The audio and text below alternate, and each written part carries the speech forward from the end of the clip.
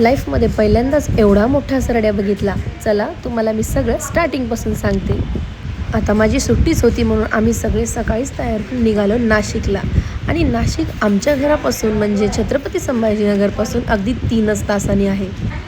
Thanks to समृद्धी महामार्ग, जिथं roads एकदम मस्त टकाटक आहेत आणि गाडीही छान स्पीडमध्ये जाते. जास्त स्पीड झाली की काय होतं तुम्हाला तर माहितीच आहे. नाशिकमध्ये थोडं ऑफिशियल काम झाल्यानंतर आम्ही गेलो फिरण्यासाठी पेरूच्या वाडीला.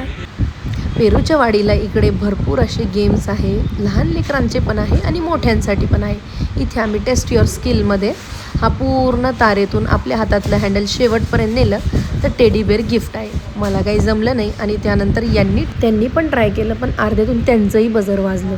त्यानंतर आम्ही दुसरे पण गेम्स खेळायचा प्रयत्न केला, ते खेळलोसुद्धा. आणि इथे रील्स बनवायचा चान्स होता, जिथे सर्क्युलर मोशनमध्ये कॅमेरा फिरत होता. सो आम्ही सॉंग्सवरती डान्स केला, रील शूट केला आणि त्यानंतर आम्ही गेलो बर्ड्स पार्कमध्ये. हे आहे पेरूच्या वाडीचं सेंटर ऑफ अट्रॅक्शन, जिथे जवळपास 1000 प्रकारचे बर्ड्स आहेत. इथे बर्ड्स हातावरती सुद्धा घेतल्या जातात. आता हा फर्स्ट टाईम माझ्या पिल्लूसाठी एक्सपिरियन्स होता, तिनेही खूप एन्जॉय केलं.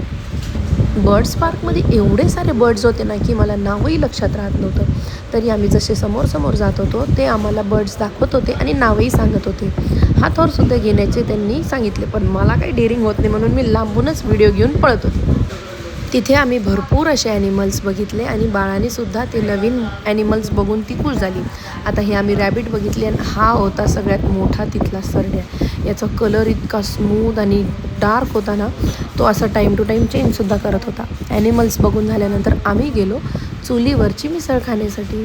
चुलीवरची मिसळ खाऊन झाल्यानंतर आम्ही घेतले फोटोशूट आणि त्यानंतर आम्ही गेलो घरी. तर असा होता आमचा दिवस.